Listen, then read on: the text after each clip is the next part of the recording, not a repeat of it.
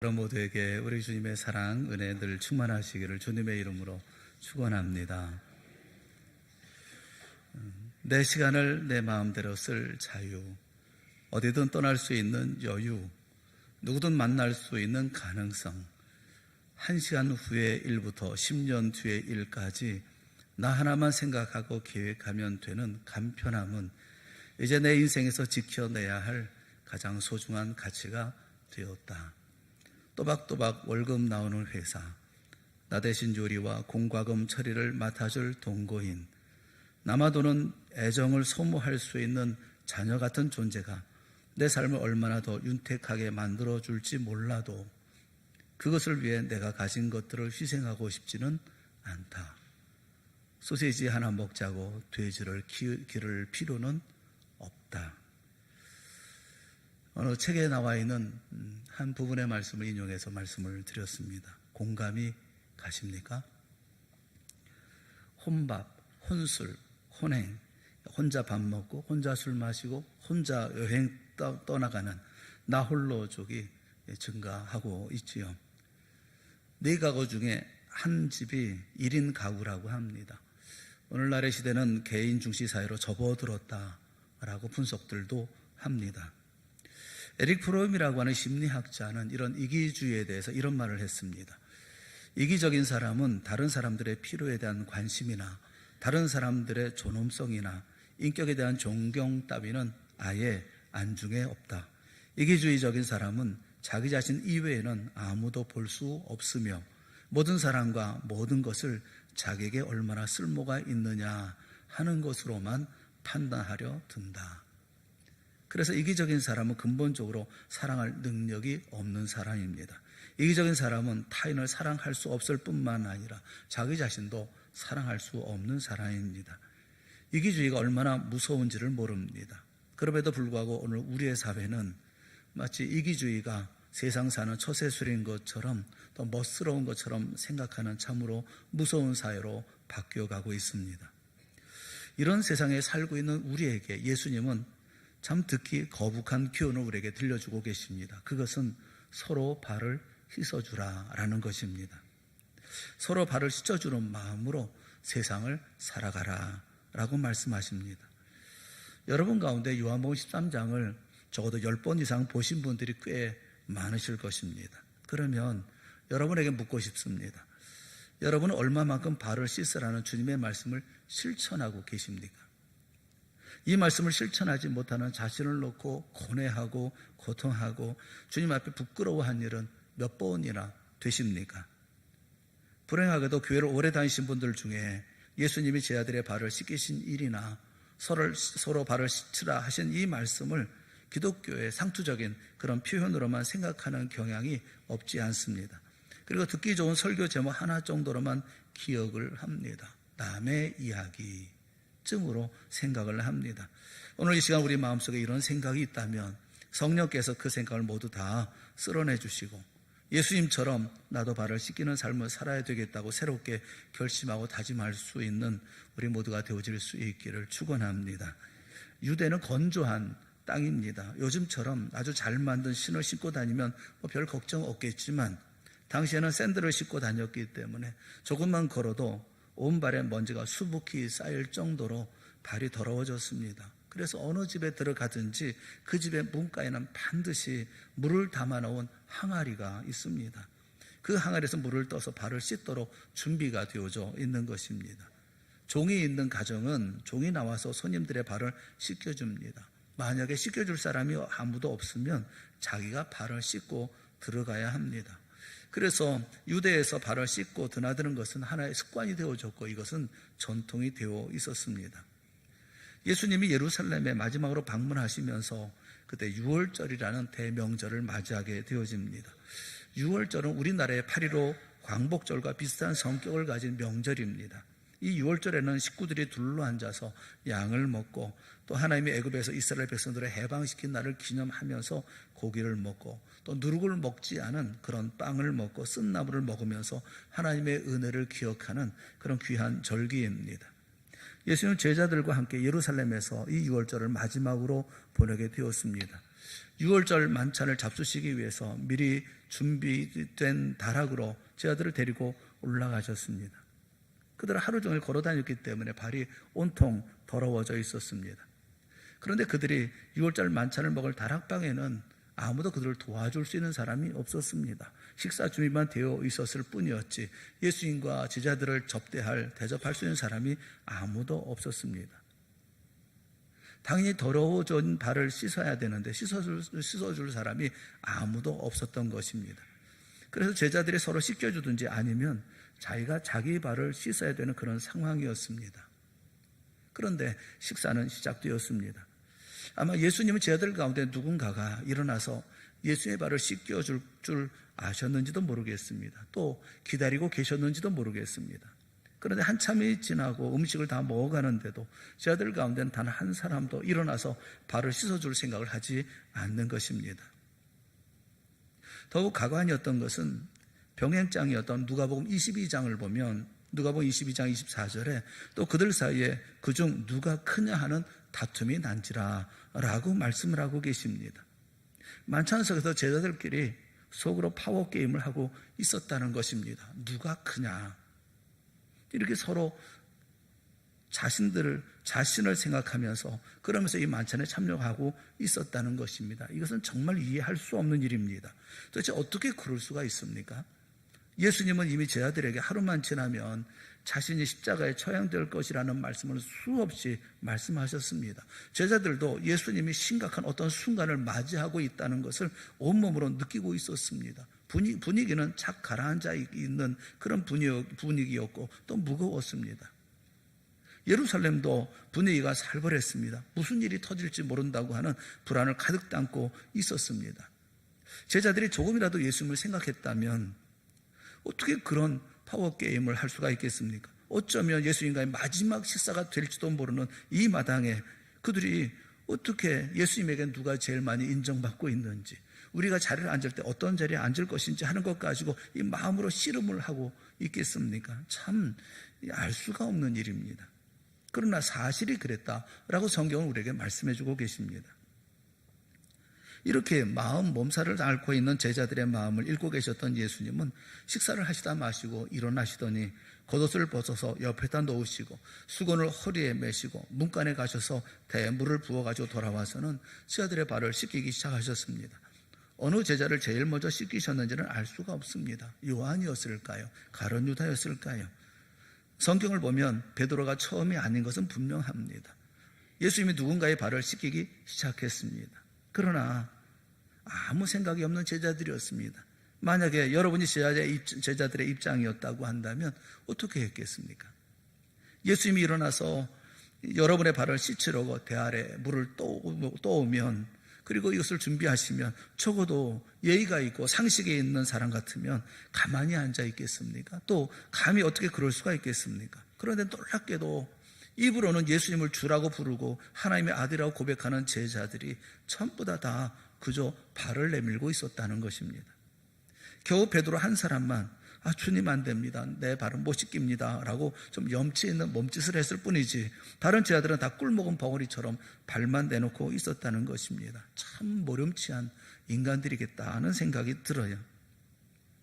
한 가지 놀라운 한 가지 사실이 있는데 예수님이 12제자의 발을 다 씻기셨습니다. 그리고 더러운 물을 갖다 버리고 그 다음에 손을 닦고 겉옷을 입고 제자리에 앉으셨습니다. 이제 그 자리에 있는 13사람 중에 발이 더러운 사람은 누굽니까? 이제는 예수님밖에 없습니다.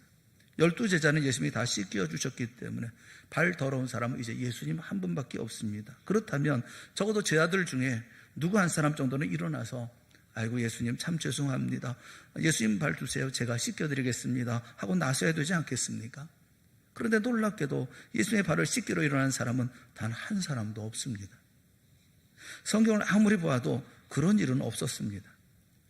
예수님께 3년을 배워도 영적으로 캄캄하면 이렇습니다. 예수 10년 믿어도 영적으로 어두우면 이렇게 어리석을 수밖에 없습니다. 이건 어쩔 수가 없습니다. 다시 자리에 앉으신 예수님은 그런 제자들에게 이제 참 중요한 교훈을 들려주고 계십니다. 그것이 12절 13절에 있는 말씀입니다. 10절 13절 말씀 우리 다 같이 읽어보겠습니다. 시작. 그들의 발을 씻으신 후에 다시 앉아 그들에게 이르시되 내가 너희에게 행한 것을 너희가 아느냐? 너희가 나를 선생이라 또는 주라 하니 너희 말이 옳도다. 내가 그러하다. 제 아들은 예수님을 라삐오라고 부르면서 3년을 따라다녔습니다. 예수님이 선생님이라는 것은 자기들은 제자들이라는 말입니다. 제자는 곧 배우는 자를 가리켜 말합니다. 제 아들은 또 예수님을 하나님의 아들이라고 믿었습니다. 그래서 주여라고 불렀습니다. 큐리오스, 주여라는 말은 하나님하고 부르는 말과 같습니다. 13절에 너희가 나를 선생이라 또는 주라 불렀으니 호 디다스카이로스 카이 호 큐리오스, 그러니까 선생이다 또는 주다 하는 너희 말이 옳도다. 내가 그러하다. 내가 선생이다. 너희들이 말하는 것처럼 내가 주다. 하나님이다. 그 다음에 아주 중요한 말씀을 하셨습니다. 14절 15절 말씀을 보세요. 다 같이 보겠습니다. 내가 주와 또는 선생이 되어 너희 발을 씻었으니 너희도 서로 발을 씻어주는 것이 옳으니라. 내가 너희에게 행한 것 같이 너희도 행하게 하려 하여 본을 보였노라.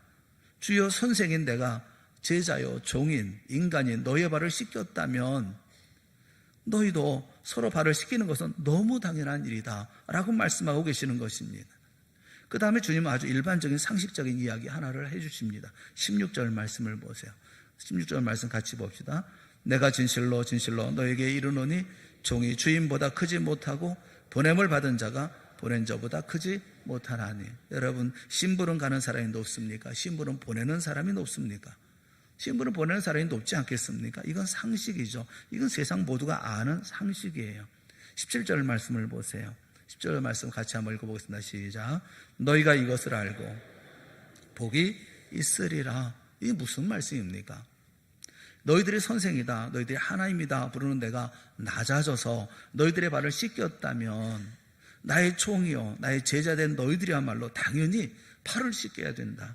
선생이 발을 씻기는데 제자가 발을 씻기지 않고 뻣뻣하게 있다고 한다면 그것은 자기가 선생보다 높다는 의미가 아니겠느냐. 제자는 선생이 하는 대로 따라해야 하는 거야. 너희들이 이것을 잘 알고 행하면 복이 있어. 그러나 이 사실을 모르고 행하지 아니하면 너에게 화가 있을 것이다 라는 이야기예요. 주님은 우리에게 이렇게 소중한 말씀을 주셨습니다만 우리가 돌이켜 생각해 보면 그 당시의 제자는 물론이거니와 오늘날 저를 위시해서 우리 모두 예수님처럼 남의 발을 씻겨주려는 마음가짐을 가지고 신앙생활을 하고 있기는 합니까? 예수님은 발을 씻겨주셨는데 나는 남의 발을 씻기는 것을 그렇게 싫어하지 않습니까? 그러면서도 입으로는 예수님을 향해서 선생님 혹은 주님 하고 쉽게 부르고 있어요. 어떻게 선생님과 닮지 않은 제자가 있을 수가 있습니까? 어떻게 하나님이라고 부르면서 하나님의 명령에 복종하지 않는 자녀가 있을 수가 있습니까? 우리에게는 이 같은 모순이 있어요. 저에게도 있고 여러분에게도 있습니다. 이 말씀 우리가 마음에 담고 내가 뭔가 지금 잘못하고 있는 부분이 있구나 하는 것을 우리가 스스로 판단하고 생각하고 인정해야 합니다. 성령께서 우리 모두의 마음에 깨달음을 주시고 회개하는 마음을 주시기를 바랍니다. 우리는 예수님보다 높을 수가 없어요. 우리는 예수님보다도 더 섬김을 받을 수가 없습니다. 예수님보다 낮은 제자들이에요. 그래서 주님이 발을 씻기셨다면 우리도 당연히 서로 발을 씻겨줘야 합니다. 예수님이 발을 씻기신 이 행동, 여기 내포되어져 있는 구체적인 의미는 어떤 것일까요? 여러 가지를 생각할 수 있지만 오늘 두 가지만 생각해 보려고 합니다. 발을 씻어주는 행동에 무슨 의미가 담겨 있을까요? 우리는 대충은 알고 있어요. 그런데 구체적으로 실천에 옮기기 위해서는 좀 더 구체적으로 생각해 보아야 합니다. 두 가지를 생각할 수가 있는데 하나는 겸손이고 또 하나는 섬김입니다. 예수께서 발을 씻었다는 것은 겸손의 표현이에요. 윌리엄 버클리라고 하는 유명한 주석가가 이 본문을 아주 깊이 있게 설명을 했습니다. 예수님은 겸손하셨어요. 그런데 겸손할 필요가 없는 시간에 겸손하셨다는 것입니다. 겸손하지 않아도 될 때에 예수님은 겸손하셨어요. 어떻게 보면 겸손해지는 것 자체가 어울리지 않는 그런 때에 예수님은 오히려 낮아지시고 겸손하셨다는 것입니다. 3절 말씀을 우리 다 같이 한번 같이 보겠습니다. 3절 말씀 다 같이 시작. 저녁 먹는 중 아버지께서 모든 것을 자기 손에 맡기신 것과 또 자기가 하나님께로부터 오셨다가 하나님께로 돌아가실 것을 아시고, 이제 하룻밤만 지나면 예수님은 십자가에 달려 죽임을 당하게 됩니다. 그리고 나흘이 지나면 예수님은 죄와 사망의 권세를 이기고 부활하시는 영광의 주님이 되십니다. 그렇게 되면 하나님께서는 예수님에게 모든 권세와 영광을 주시는 것입니다. 우리 모두가 잘 아는 것처럼 예수님은 하나님이십니다. 하나님의 영광과 보좌에 계시던 분이, 그러나 예수님은 제자들의 발을 씻기기 위해서 겉옷을 벗으신 것처럼 우리를 구원하시고, 그리고 자기의 영광의 옷을 벗어서 그리고 보좌에 내려놓으시고 낮아지셔서 종의 모습으로 이 세상에 오셨습니다. 예수님이 세상에 오셨을 때 사람들은 그분이 하나님인 줄을 몰랐어요. 너무나 초라한 모습으로 나타나셨기 때문에 감히 저 사람이 하나님이라 상상할 수가 없었던 것입니다.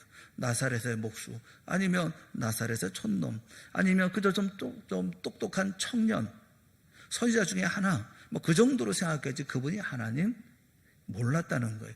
그만큼 그는 우리의 죄에서 우리를 죄에서 구원하시기 위해서 스스로 종이 되셔서 스스로 낮아진 모습으로 세상에 오셨다는 거예요. 모든 영광 벗어놓고 모든 권세 다 내려놓고 오신 분이었습니다. 그런데 이제 하룻밤만 지나면 십자가에서 우리의 모든 죄를 다 짊어지고 죽으실 거예요. 그리고 사흘만 지나면 죄와 사망을 깨뜨리고 부활하실 것입니다. 그날에는 하나님 나라에 벗어놓았던 영광의 옷을 다시 입으실 것입니다. 하늘과 땅에 있는 모든 권세, 모든 인류를 심판하시는 영광스러운 권세를 주님은 이제 행하실 것입니다. 이것을 주님이 아십니다. 때가 된 것을 아십니다. 인간적으로 말하면 예수님은 원래의 자리로 돌아가시게 되어서 어쩌면 이제 모든 것을 다 회복되어지는 우쭐한 자리에 있을 수 있는 그런 순간이에요. 모든 사람으로부터, 특히 제자들로부터 경배를 받아야 할 그런 자리에 지금 주님은 계시는 것입니다. 그런데 주님은 어떻게 하십니까? 영광과 권세가 다시 돌아오는 것을 아시는 바로 그 순간에 오히려 예수님은 제자들 앞에 엎드려서 대야의 물을 떠와서 발을 씻겨주신 거예요. 이것이 겸손이라는 거예요. 제자들을 향해서 나는 이제 하나님 나라로 가노라, 신발을 벗고 내 앞에 엎드리라 라고 명령하고 나를 경배하라 해도 괜찮을 그런 자리에서 오히려 예수님은 제자들 앞에 무릎을 꿇고 엎드려 제자들의 발을 씻어주셨다는 거예요. 교회 안에서도 보면 평신도일 때 신앙생활할 때는 이것도 하고 저것도 하고 남 섬기는 일도 정말 잘하고 마다하지 않냐고 열심을 내더니 권사가 되고 안수입사가 되고 장로가 되니까 영적으로 교만해져서 섬기는 일은 도대체 하지 않으려는 그런 사람들이 간혹 있어요. 아이고 제가 어떻게 그런 일을 할 수가 있습니까? 이런 식으로 반응을 보이는 그런 불행한 사람들이 있어요. 세계 제2차 대전 때에 미국은 전쟁에 개입하게 되어줬고 수많은 젊은이들이 전쟁에서 죽임을 당했습니다. 영장이 발부가 되고 젊은이들이 먼 유럽 땅으로 보내지는데 이 일들은 밤에만 했다고 그래요. 국민들이 동요하기 때문에 밤에 이제 직결해서 그래서 보내게 되어졌답니다. 열차에 태워서 이제 유럽으로 보내게 되어졌는데 워싱턴이라는 곳에도 똑같은 일이 벌어졌습니다. 많은 청년들이 모여서 군대에 가기 위해서 이렇게 모이고 있는 그 자리에 많은 시민들이 와서 자원봉사를 합니다. 이때 한 노인이 다리를 절면서 밤늦게까지 쟁반에 코코아를 들고 봉사를 하고 있었어요. 아무도 그를 알아보지 못했습니다. 너무 남루해서.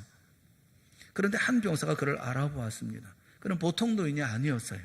그는 바로 그 당시 대통령이었던 루즈벨트 대통령이었습니다. 이것을 알고 이것이 소문이 났어요. 온 미국 젊은이들이 감동을 받습니다. 그들은 마침내 전쟁에서 승리합니다. 그리고 그를 존경해요. 미국 역사상 4번이나 대통령이 된 유일한 분이 루즈벨트입니다. 사람이 높아질수록 낮아져야 되는 것이 주님의 교훈이고 영적으로 하나님 앞에 가까이 다가갈수록 사람에게 더 가까이 다가가라는 것이 주님이 우리에게 보여주신 본입니다.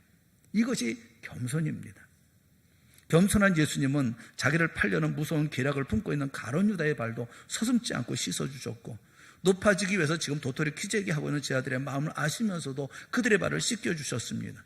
고맙다는 말 한마디도 하지 아니하고 주님의 발을 씻겨줄 생각조차 하지 않은 모렴치한 제자들의 발을 씻겨주신 거예요. 여러분, 저나 여러분이나 예수님을 닮아야 되는 거예요. 우리는 이유가 많고 변명이 참 많아요. 우리 이래서 못하고 이래서 저래서 못합니다. 상대방 때문에 못한다고 얘기를 합니다. 상대방의 얘기가 아니에요. 우리 자신에 대한 이야기입니다. 예수님은 은근히 한 가지 걱정을 하고 계셨습니다. 이제 하루만 지나면 제자들과는 작별하게 되어집니다. 그리고 50일만 지나면 이 제자들은 신분이 완전히 달라집니다.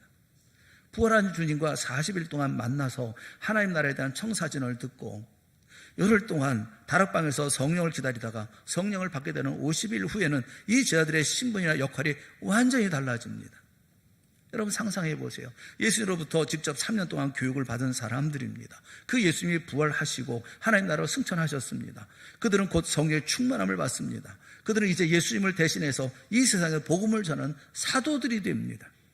하루에 3,000명, 5,000명, 수만 명이 예루살렘에서 하나님 앞에 두 손 들고 회개하고 돌아오는 큰 부흥의 역사가 일어납니다. 그 부흥을 이끄는 지도자들은 당연히 베드로와 요한과 야고보, 그를 비롯한 제자들이에요. 하나님께서 그들을 얼마나 높이 사용하시는지, 그들이 표적과 기사를 행하고 그들이 용서하며 용서를 받고 그들이 저주하며 죽음을 당하는 일들이 도처에서 일어납니다. 그들은 이제 50일 후면 그만큼 굉장한 영적인 권위를 가지고 일하는 사도들로 등장하게 되어질 것입니다. 그런데 그때 제자들이 너무 교만해진 나머지 서로 싸우고 헐뜯고 갈라지는 일이 일어나지 않을까? 주님은 은근히 걱정하고 계신 것 같습니다. 염호 17장은 예수님의 기도장이에요. 염호 17장 11절 말씀에 보면 예수님이 제자들을 위해서 마지막으로 기도하신 내용이 있습니다. 나는 세상에 더 있지 아니하오나 그들은 세상에 있사옵고 나는 아버지께로 가옵나니 거룩하신 아버지요 내게 주신 아버지의 이름으로 그들을 보존하사 우리와 같이 그들도 하나 되게 하옵소서라고 기도하고 있어요.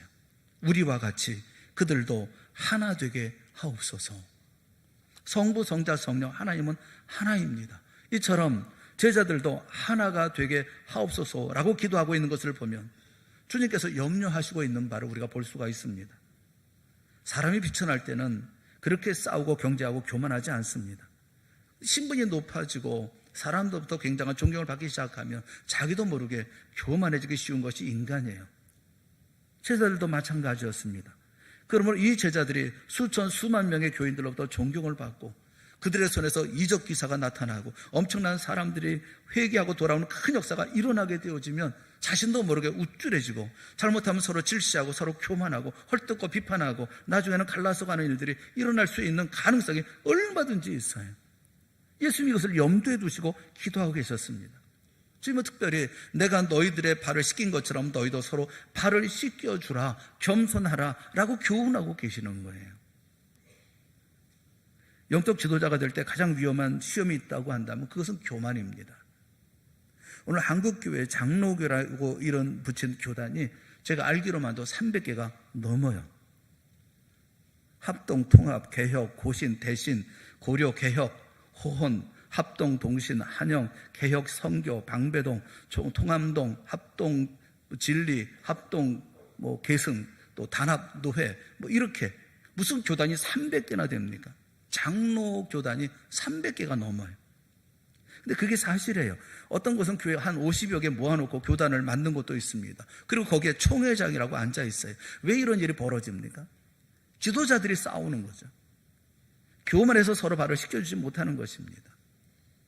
교만은 사람을 해칩니다. 그러나 겸손은 사람을 치유합니다. 서로 발을 씻기기를 원하는 정신을 가진 이들이 모인 곳이 천국이에요. 거기에는 사람을 치유하는 능력이 나타납니다. 가정에서 발을 씻기십니까? 거기에 사람을 치유하는 능력이 나타나고 천국이 이루어지게 됩니다. 교회 안에서 발을 씻기기를 원하는 성도들이 모여 있습니까? 그곳이야말로 상한 자들이 고침을 받는 역사가 일어나고 하나님이 다스리는 나라가 임하는 것을 보게 되어집니다. 여러분의 가정이, 우리 교회가 그렇게 되어줘야 합니다. 우리가 겸손해지기만 한다면 가룟 유다와 같이 우리를 해치러 가는 사람의 발도 씻어줄 수가 있습니다. 나에게 손해를 끼치는 자의 발도 씻어줄 수가 있습니다. 염치 없는 사람의 발도 씻어줄 수가 있습니다. 진짜 겸손은 교만한 자의 발을 씻기는 것이 겸손이에요. 여러분, 우리 모두 겸손한 예수님을 본받기를 주님의 이름으로 축원합니다. 겸손한 여러분이 되어지고 겸손한 가정이 되어지고 겸손한 교회가 되어질 수 있기를 바랍니다. 두 번째는 섬김이에요. 예수가 발을 씻기셨다는 것은 섬김의 표현입니다. 예수를 믿고 교회에 들어오면 우리 모두가 예수님의 몸의 일부가 됩니다. 우리는 예수님의 몸이에요. 예수님의 손일 수도 있고 예수님의 발일 수도 있고 어쩌면 예수님의 심장일 수도 있습니다. 우리는 다 지체예요. 머리는 예수님이고 우리는 다 그 지체예요. 여러분, 우리 몸을 한번 보세요. 지체 중에 자기 자신을 위해서 존재하는 지체가 어디 있나요? 하나도 없습니다. 심장은 심장을 위해서 존재하지 않아요. 허파는 허파를 위해 존재하지 않습니다. 허파도 몸을 위하는 것이고 심장도 몸을 위합니다. 모두가 다 몸을 위해 존재하는 거예요. 성인이 하루에 심장이 몇 번 뛰는지 아십니까? 하루에 성인의 심장은 10만 3,689번을 뛴다고 그래요. 혈액은 얼마나 도는지 아십니까? 혈액은 1억 6,800마일을 달린다고 그래요. 숨은 몇 번 숨을 들이마십니까? 2만 3,040번 평균 그렇게 숨을 들이마신다고 그래요.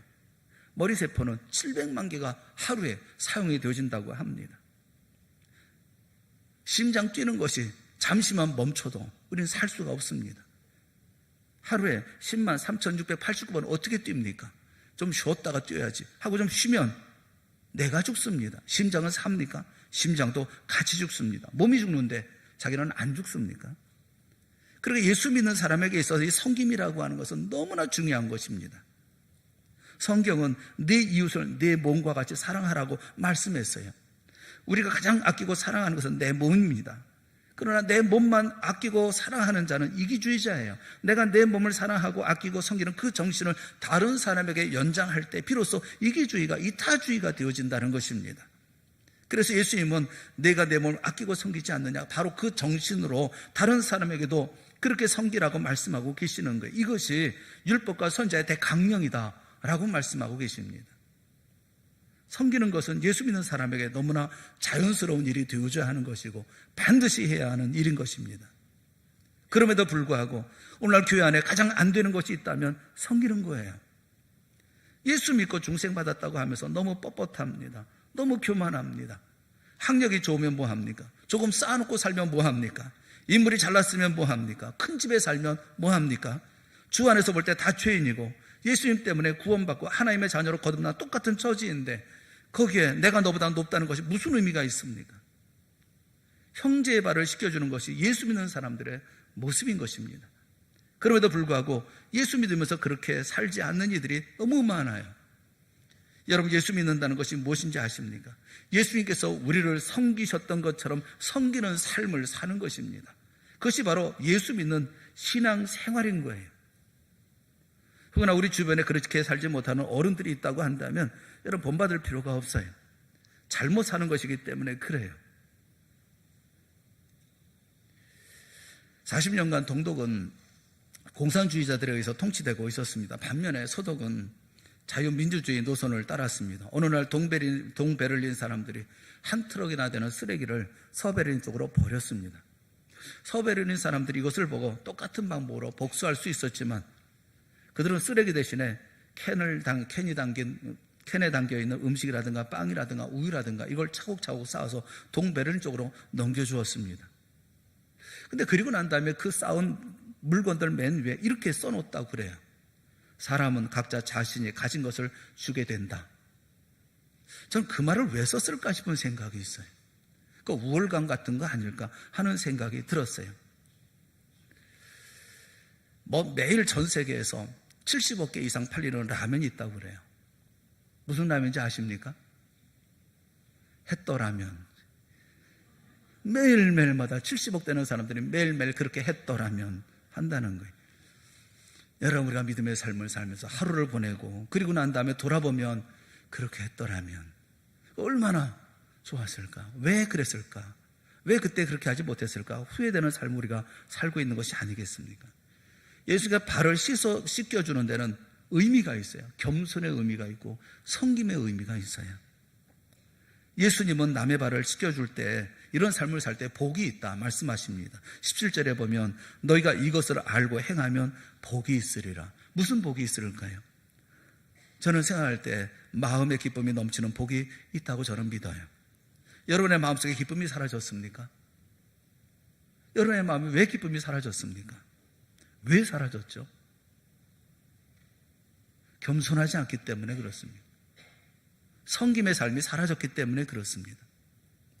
다른 사람을 섬겨보십시오. 겸손해 보십시오. 그러면 기쁨이 찾아옵니다. 또 어떤 복이 있습니까? 마음의 병이 치유가 되어집니다. 오스트리아의 에들러라고 하는 박사는 자기를 찾아오는 우울증 환자를 치료할 때 이런 처방을 자주 했다고 그래요.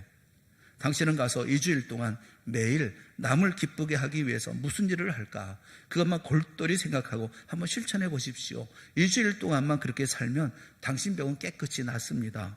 그리고 실제로 그렇게 해서 나은 사람도 많았다라고 해요. 여러분, 오늘 내 마음에 왜 병이 생깁니까? 왜 짜증스럽고, 왜 불만이 쌓이고, 왜 원망스럽고, 남이 미워지고, 왜 용서가 안 됩니까? 왜 그렇습니까? 자기만 생각하기 때문에 그렇습니다. 자기만 알기 때문에 그렇습니다. 이기주의가 내 마음속에 뿌리를 내리고 있기 때문에 그렇습니다. 못 얻어서 불만이 아니고 없어서 불만이 아닙니다. 자기만 생각하는 이기주의자가 되어 있기 때문에 마음의 병이 생기는 것입니다. 오늘 현대인들을 보세요. 마음의 병을 가지고 잠을 못 자는 사람, 고통하는 사람들 대부분 아닙니까? 자기만 생각하니까 자기 마음의 불만을 누가 채워줄 수가 있겠어요? 천하에 누가 그렇게 할 수가 있겠습니까? 자기만 골똘히 위하려고 하니까 그 사람 위해 줄 사람이 천하에 누가 있습니까? 없습니다. 그러니까 병이 생기는 거 아니겠습니까? 이런 마음의 병이 있으면 무조건 남을 위해 사십시오. 남을 섬기며 사십시오. 그럴 때 마음의 병이 치유가 되어지는 거예요. 사랑하는 성도 여러분, 주님 말씀대로 순종하십시오.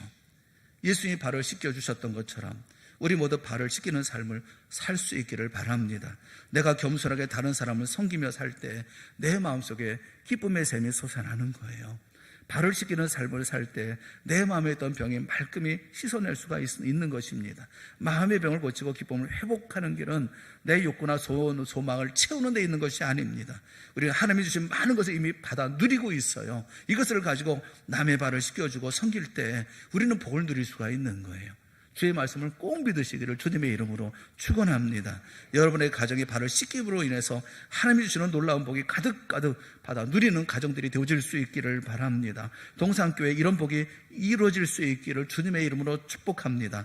여러분이 일하는 직장 일터에도 이와 같은 복을 누리는 아름다운 복이 있어야 되는 것이 아니겠습니까? 주님께서 말씀하고 계시잖아요. 너희가 이것을 알고 행하면 복이 있으리라. 이 말씀을 꼭 믿으세요. 알고 행하면 복이 있습니다. 우리가 모릅니까? 압니다. 아는데 왜 안 합니까? 말씀대로 순종하세요. 다른 이의 발을 씻어주세요. 겸손하세요. 섬기세요. 그를 먼저 생각하세요. 그럴 때 주님께서 우리에게 이와 같은 복을 허락해 주실 줄로 믿습니다. 기쁨의 날을 누리고 행복의 날을 누리고 주의 말씀대로 주님께서 주시는 복을 누리는 우리 모두가 다 되어지고 그 가운데 하나님께서 주시는 복된 역사가 이루어지는 우리 동산교회 사랑하는 성도, 여러분의 가정, 여러분의 삶, 여러분의 직장, 여러분의 삶의 터전 모두가 다 되어질 수 있기를 주님의 이름으로 축원합니다. 기도하겠습니다. 사랑하는 하나님 아버지, 하나님을 믿습니다. 살역사하시는 주의 역사를 믿습니다. 오늘도 동행하시는 주의 인도하심을 믿습니다. 주님께서 말씀하시는 말씀 진리라고 믿습니다. 그럼에도 불구하고 내 자아가 내 스스로의 모습이 하나님의 말씀을 순종하지 못하게 만들 때가 너무 많습니다. 이 쓸데없는 자존심, 이 쓸데없는 고집, 이 쓸데없는 자신을 자랑하는 마음들, 주여 이제 주의 말씀에 순종할 수 있도록 다 내려놓게 하여 주시옵시고 섬기며 살아가는 우리가 되게 하여 주시옵소서. 예수님이 저희들의 발을 씻겨주셨던 것처럼 우리 또한 발을 씻는 삶을 살게 하시고 그래서 주님께서 우리에게 주시는 모든 복을 누리는 기쁨과 모든 병의 치유의 역사를 이루는 우리 모두가 되게 하여 주시옵소서. 예수님의 이름으로 간절히 기도드리옵나이다. 아멘. 우리 다 같이 자리에서 일어나셔서 452장 찬송하겠습니다.